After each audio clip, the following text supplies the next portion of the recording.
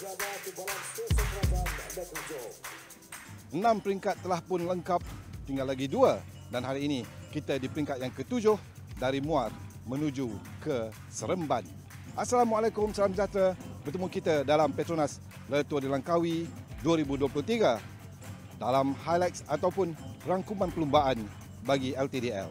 Dan kedudukan setakat ini tidak berubah, yang mana biarpun Arvid de Klein memenangi tempat pertama semalam di Melaka diikuti oleh Sasha Vimas dan juga tempat ketiga Gleb Syriza, ia tidak mengubah apa-apa kedudukan dalam jersey-jersey yang disediakan.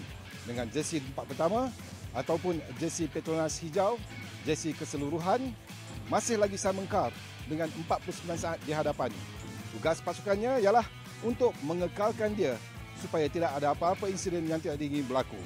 Di tempat ataupun jersey putih masih lagi menjadi milik Vadim Tronski dari Astana Kazakhstan yang memegang jersey ini di peringkat yang ke-5 dan ke-6.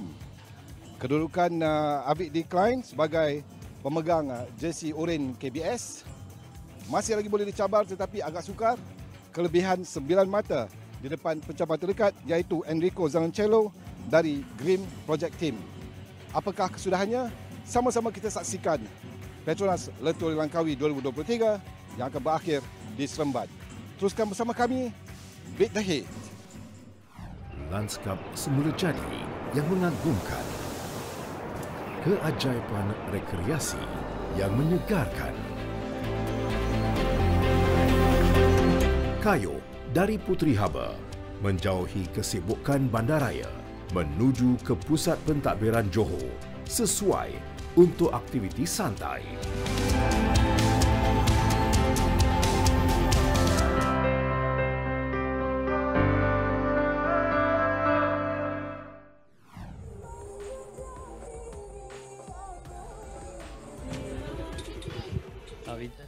Even for the preparation, you seem flat out. Adrenaline, is that your lifestyle? Yeah, actually it is. I like to have as much adrenaline as possible in my body. I really like it, so yeah, I think it's typical for a sprinter maybe.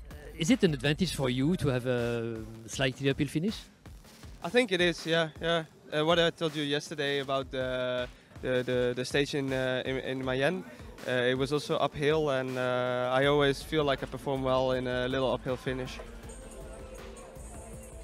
What do you make of those days at the Tour de Langkawi? Well, yes, Castrillo is now spectacular, and we are looking to stay in the third place. No, it's difficult to stay more in front because it's only 2 stages, flats, and for us to sprint is difficult to gain some seconds. And for now, it's like that. No, we are trying to stay in the third place with Castrillo and try to stay with Bo with this 9 seconds behind. And for us, it's a very good Tour de Langkawi. No, it's our first Tour de Langkawi, and to stay third with Castrillo is perfect. So it's a fight between Spanish teams for the podium place. Yeah. Now for us it's like that because we don't have a sprinter, and Castri is too strong, but it's a little bit slowly. So we have to try to stay in the third place and try to gain some seconds in the bonus sprints. And for us it's like that these 2 days.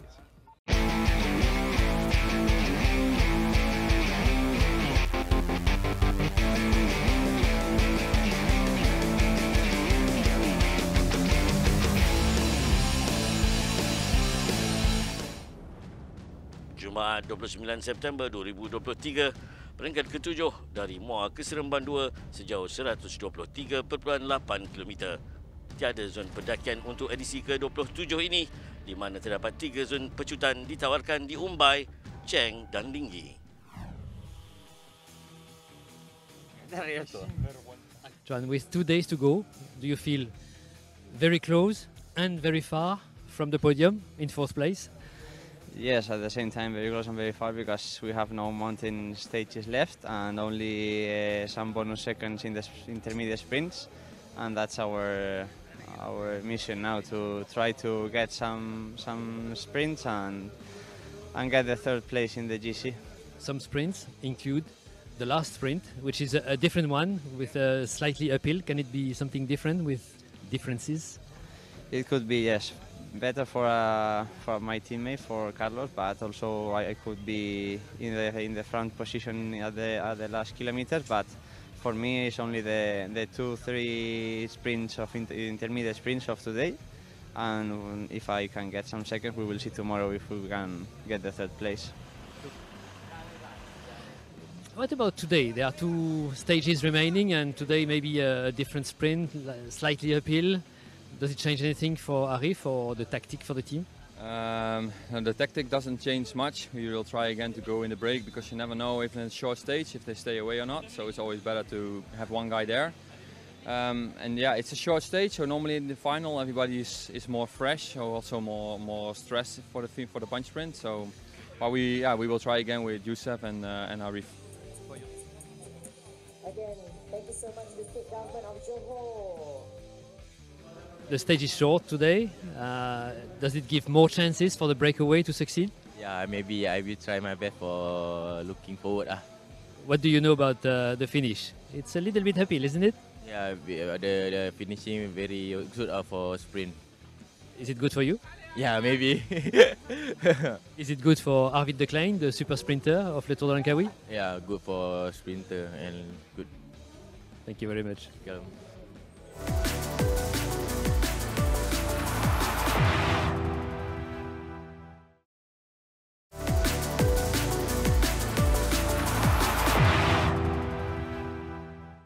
Mentari menyinar sekali lagi untuk perlombaan edisi ke-27 ini. Kali ini peringkat ke-7 dari Muar ke Seremban 2 berjumlah 123.8 km. Hari ini Jumaat 29 September. Nampaknya akan bermula lebih awal, adik. 1 jam lebih awal. Pelumba dilepaskan jam 9 pagi. Jersey utama masih dikekalkan oleh 4 pelumba ini untuk peringkat ke-7 dari Muar ke Seremban. Jadi sebaik dilepaskan di Tanjung Emas Muar ini, mereka para pelumba 115 pelumba semuanya akan melalui neutral zone dahulu 6 km.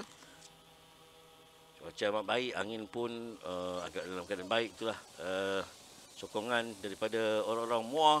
Terima kasih bagi menghangatkan lagi Beat the Heat LTDL 2023 ini. Perlombaan yang terpaling pendek untuk peringkat ke-7 ini untuk edisi Petronas Tour de Langkawi 2023. Itulah mungkin congkakan awal ni kita masih menyaksikan, saya rasa bagi zon pecut ni mungkin ataupun zon bukit sebenarnya kalau ikutkan dah tak ada lagi lah persaingan, kerana kita tahu Simon Pelok pelumba daripada Tudor Cycling dari Switzerland sememangnya sudah selangkah untuk mengisytiharkan diri dia sebagai jago ataupun raja bukit, pemegang mutlak bagi Polkadot, jersey Polkadot untuk tahun ini. 0 km kita boleh lihat 4 pelumba cuba untuk membuat pemecahan awal. Pelumba daripada Coratec Selatela diikuti oleh pasukan HP, dan selepas itu kita boleh lihat pelumba daripada pasukan 7-Eleven serta St. George yang menyertai kelompok hadapan. Memang pastinya kita ramalkan pemecahan awal dan juga attack-attack kecil bermula sebaik 0 km kerana mereka sedar bahawa lawan hari ini hanyalah landai, bukanlah landai tetapi tiada zon pendakian. Hari ini terdapat zon pecutan saja, 3 zon pecutan ditawarkan masing-masing di Umbai, Cheng dan Linggi. Jadi saya rasa mereka hanya ingin tumpukan kepada banyak kepada kayuhan awal dan pecutan awal, adik. Dan selepas itu kita boleh lihat pelumba daripada pasukan Rojai iaitu Fabien Rene dan juga PSG Jamba Sambaya cuba untuk menjarakkan kedudukan mereka dari peloton. Itulah dia, ini dia Fabien Rene Maidi ataupun nama sebenarnya Valentin Maidi juga, kita panggil dia V Maidi, pelumba dari pasukan Rojai Online Insurance berusia 33 tahun bagi pasukan Rojai Insurance Thailand, manakala Jamalan Sambaya juga sekali lagi mempamerkan aksi kombatifnya hari ini. Ya, sudah pasti peloton tidak membiarkan Kedua-dua pelumba ini berada jauh kerana kita boleh lihat peloton daripada pasukan Iskandar Skadi mengkepalai peloton dan terus menuju ke pecutan pertama pada hari ini. Pecutan pertama yang bakal mereka lepasi ialah di Umbai di kilometer 28, peloton 6. Menyaksikan dua pelumba ini masih di depan, Valentine Maidi dan juga Jamalian Sanbaya dari TSG, di mana kita lihat bagaimana dua pelumba Yuskatel Yuskadi dan juga beberapa pelumba lain turut mengintai peluang awal-awal lagi. Mereka sudah mengawal rapi peloton di hadapan. Ini dia sokongan padu daripada anak-anak sekolah. Terima kasih teruskan sokongan anda. Baki 1 km menuju ke zon pecutan, kita boleh lihat Fabiana Medivh dari Rojai cuba untuk menjarakkan jaraknya dari peloton, tetapi di last 500 meter terakhir kita boleh lihat peloton berjaya menelan Fabiana dan seterusnya kita boleh lihat ada tempuhan di situ dan menyebabkan pelumba daripada pasukan Iskandar Skadi terjatuh. Ya, kalau Skanyal tidak bernasib baik, kita nampak dia terjatuh. Itu dia agak malang bagi pelumba Yuskatel Yuskadi ini, di mana kita menyaksikan Avid decline dari pasukan Tudor terus meluru ke depan diikuti Enrico Zanancello dan Mikhail Zelat. Dan selepas itu kita lihat peloton terus meningkatkan kelajuan dari masa ke semasa menuju 96 km ke Seremban. Dan seketika itu kita boleh lihat pelumba daripada Cara Rujal iaitu Joaquin Mogaide cuba untuk menjarakkan diri daripada peloton untuk seketika. Itulah dia pelumba daripada Kaharulal Segros untuk satu ketika mendahului di depan, cuba meloloskan diri daripada peloton, tetapi tidak lama sebenarnya. Dan kita boleh lihat peloton hari ini menuju ke zon pecutan kedua. Sekali lagi Avid decline dibantu oleh rakan sepasukan untuk terus memecut. Avid decline terus memecut di zon pecutan kedua di Cheng untuk 3 lagi tambahan bonus mata dan 3 saat berharga, diikuti George Jackson dan juga Michael Valgren dari pasukan EF Education Easy Push. Dan selepas itu peloton kembali memperlahankan kayuhan dan ketika ini kita boleh lihat tim Astana, pelumba domestik mereka cuba untuk mengambil feeding ketika perlombaan hari ini. Dua zon pecutan sudah pun dilalui. Kini hanya 69 lagi baki perlombaan. Mereka menuju ke zon pecutan ketiga di kilometer 91 di Linggi. Dan selepas itu kita boleh lihat dua pelumba iaitu Yamamoto dan juga Sambaya berjaya meloloskan diri baki 54 km yang terakhir ini. Baki perlombaan yang menyaksikan penguasaan dua penunggang daripada Asia, masing-masing juara kebangsaan untuk negara masing-masing. Sanbaya juara kebangsaan Mongolia, manakala Yamamoto juga juara bagi kebangsaan Jepun. Masing-masing berusia 27 tahun ini. Kita mahukan sebenarnya mereka pada awalnya harap-harap dapatlah naik ke podium. 1 minit 8 saat perbezaan antara dua pelumba ini dan peloton. Dan apabila 50 km menuju ke garis penyelamat, kita boleh lihat masa semakin menjauh. 1 minit 30. Ya, pada satu ketika kita menyaksikan ibarat bagai podium milik mereka sebenarnya, adik. Kita harapkan juga sebenarnya mungkin Sanbaya ataupun Masaki Yamamoto ini dari Jepun, yang pastinya kedua-duanya adalah dalam list ataupun senarai dalam para juri untuk dianugerahkan bagi anugerah Most Combative Award bagi penunggang hari ini. Dan kita juga melihat bagaimana pelumba pasukan Tudor sebenarnya mengawal rapi peloton menuju ke Linggi bagi zon pecutan ketiga di kilometer 91. Dan selepas itu sekali lagi Yamamoto cuba untuk memastikan peringkat ketujuh ini dimiliki oleh beliau.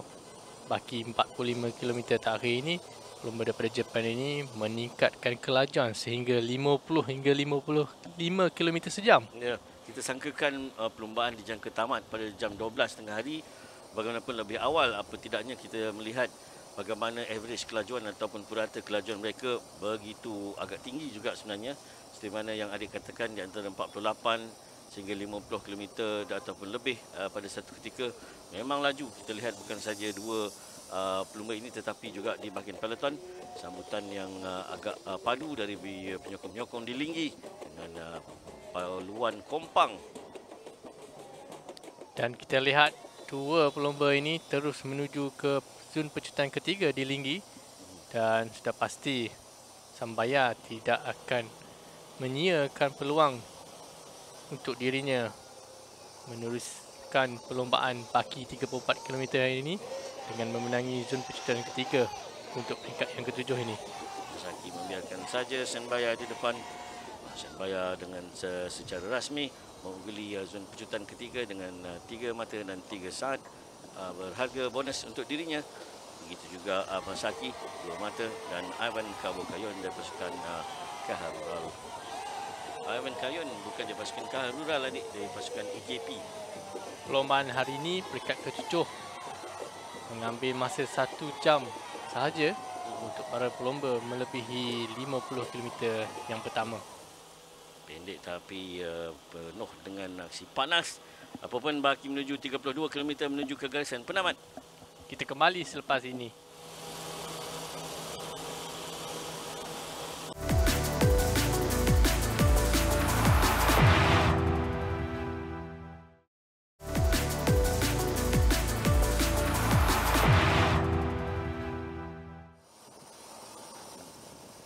Peminat lumba basikal di sana, masih lagi dua pelumba Asia masih berada di depan. 30 km lagi menuju ke garisan penamat. Masih lagi Sambaya, masih lagi Yamamoto. Selepas itu kita boleh lihat baki 29 km menuju ke garisan penamat. Peloton cuba untuk meningkatkan kayuhan dan juga kelajuan dari masa ke semasa sehingga kita boleh lihat 44 saat perbezaan antara peloton dan juga leader di hadapan. Sokongan padu dari anak-anak sekolah di sekitar kawasan menuju ke Seremban 2. Begitu meriah hari ini, adik. Kita baguslah kita nakkan sokongan daripada cikgu-cikgu, anak-anak sekolah yang terus menyokong iaitu dilangkaui edisi ke-27 ini. Menuju 18 km ke Seremban, peloton terus menaikkan kelajuan untuk menangkap dua pelumba berada di depan ini. Saya rasa pada awalnya mungkin tidak. Pada awalnya menyaksikan saya rasa Sambaya ataupun Yamamoto mampu sebenarnya untuk tiba sehingga ke garisan penamat di Seremban 2, adik. Tetapi itulah hakikatnya, kita sedar bahawa mereka ini bagai mahukan bunch finish ataupun bunch sprint. Kita lihat daripada 50 saat gap semakin menurun apabila menuju kilometer 11 kilometer terakhir ini menyaksikan peloton sudah cuba secara perlahan-lahan mula menelan Yamamoto dan juga Sambaya, adik. Menuju 11 km ke garisan penamat, kita boleh lihat peloton berjaya menelan dua pelumba Asia ini yang berada di depan. Apapun saya rasa Yamamoto selepas ditelan dia masih lagi cuba untuk berada di depan. Kita akan lihat sebentar lagi di mana walaupun ditelan ini dia Masaki Yamamoto, pelumba dari JCL dari Jepun ini, mahu tidak mahu ditelan habis-habisan oleh peloton. 8 km menuju ke garisan penamat, kita lihat bagaimana Yamamoto berjaya memisahkan dirinya buat seketika sebenarnya sehingga lebih kurang kilometer ke-6. Apapun itulah usaha gigih oleh Yamamoto ini yang saya rasa memang cocok untuk dianugerahkan sebagai pelumba most combative, adik.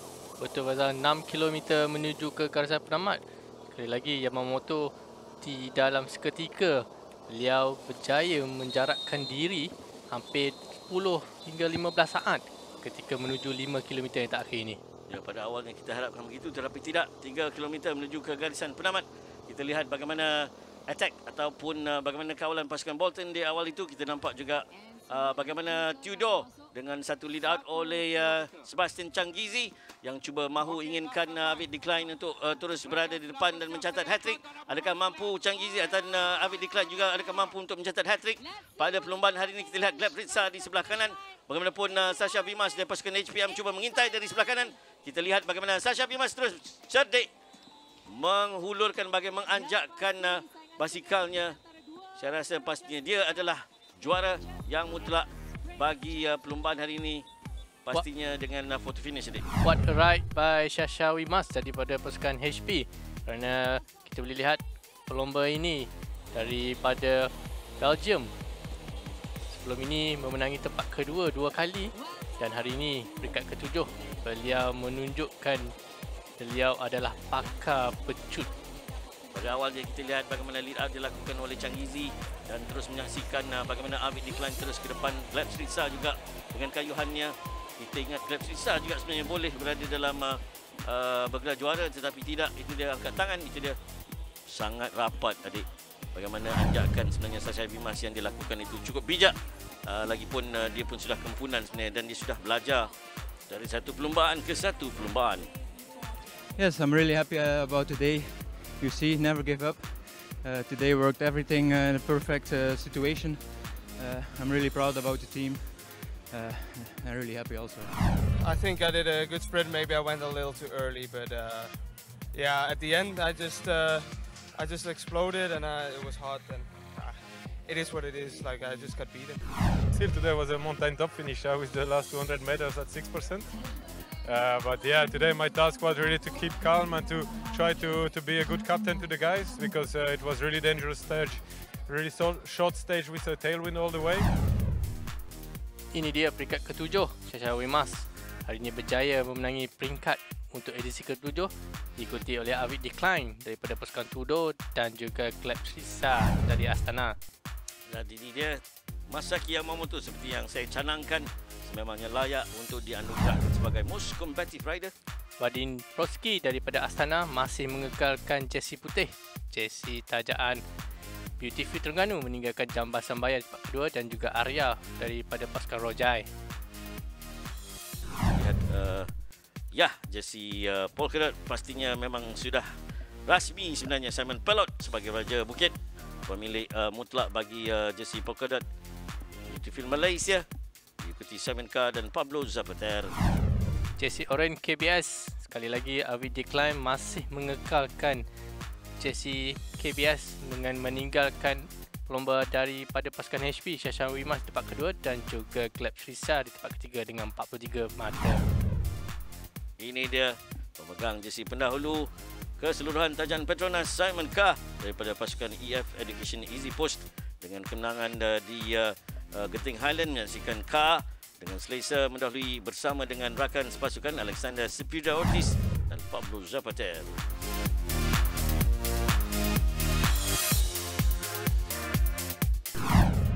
Setelah 2 kali menaiki podium di tempat yang kedua, Sasha Bimas dari Human Powered Health berjaya mengungguli stage ke-7 di Seremban.